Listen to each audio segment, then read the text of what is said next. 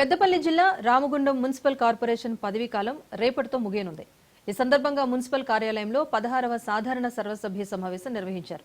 చివరి సమావేశం కావడంతో కొంతమంది కార్పొరేటర్లు భావోద్వేగానికి గురయ్యారు.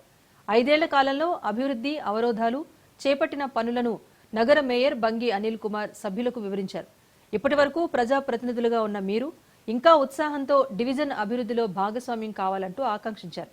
ఈ కార్యక్రమంలో in charge commissioner Arunasri, mayor Anil Kumar తో పాటు 50 మంది కార్పొరేటర్లు, కోఆప్షన్ సభ్యులు పాల్గొన్నారు.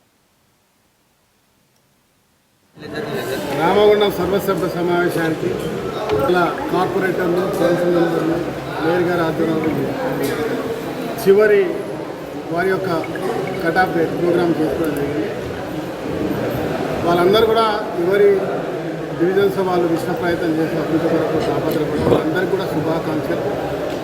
వాళ్ళు ఇంకా ఉత్సాహంగా ప్రజా జీవితంలో ఉండాలని మనస్ఫూర్తి కోరుకుంటూ రామగుండం అభివృద్ధి వంశంలో అనేకమైనటువంటి అభివృద్ధి సంక్షేమాలతో ముందుకెళ్తా ఉన్నాం. వారందరినీ సహకరించాలని, మీడియా మిత్రులందరూ సహకరించాలని, అధికారులు సహకరించాలని మనస్ఫూర్తి కోరుకుంటూ మార్పు మొదలైంది. ఈ మార్పుకు అందరూ సహకరించాలి.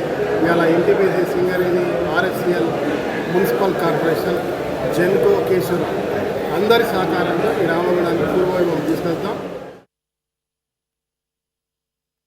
జిల్లా మంత్రి శ్రీహరిబాబు గారి ఆధ్వర్యంలో, ముఖ్యమంత్రి రేవంత్ రెడ్డి గారి ఆధ్వర్యంలో పనిచేయడంలో చాలా తృప్తిగా ఉంది. వీరి హయాంలో రామగుండం ఖచ్చితంగా అభివృద్ధి చెందుతుంది. మన ఎమ్మెల్యే కట్నాల్సిన రాజశేఖర్ గారు రామగుండం నగరానికి ఖచ్చితంగా పూర్వ వైభవం, రామగుండం నగరానికి ఇంకా చాలా చేయాల్సి ఉంటే కానీ పాలక వర్గానికి అన్ని అవరోధాలు వచ్చాయి. మొదటి అవరోధం ముందున్న పాలక వర్గం సంవత్సరానికి 100 కోట్ల రూపాయలు సీఎం ప్లాన్ వచ్చింది. కానీ మన హయాం వచ్చేసరికి ఆ నిధులు రాలేదు. మొదటి 4 ఏళ్ళు నిధుల కొరతతో అనుకున్నట్టుగా అభివృద్ధి చేయలేకపోయింది.